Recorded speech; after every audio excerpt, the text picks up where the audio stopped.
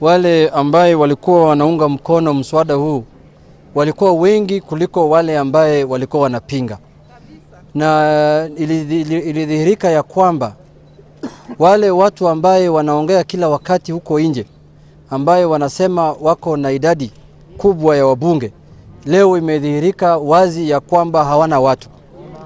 Imedhihirika ya kwamba wakati mkutano inafanyika kwa ofisi ya makamu wa rais huko Karen, namba ziko juu, nafikiri ni za kutafuta allowance, na tukifika bunge numbers ni wachache.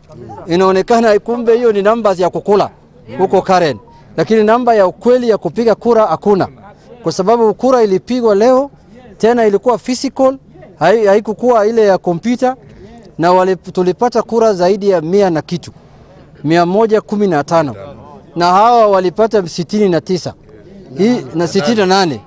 Hiyo ni karibu mara mbili ya kura ambaye tumepata. Bill ama mswada iko na taratibu 3.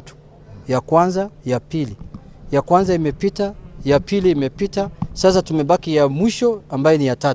Na hiyo vile kiongozi ya wachache amesema wataita kikao kabla ya mwaka haijafungwa ili tupitishe ya 3, na hiyo bill ikuwe sheria ama iende kwa Senate, then Senate ipitishe, na baada hiyo sheria itumike katika nchi yetu ya Kenya.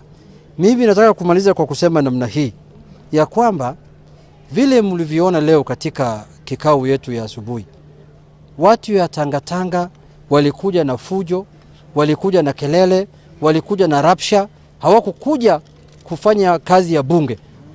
They came for disruption. Hata wengine walipigana na wengine physically.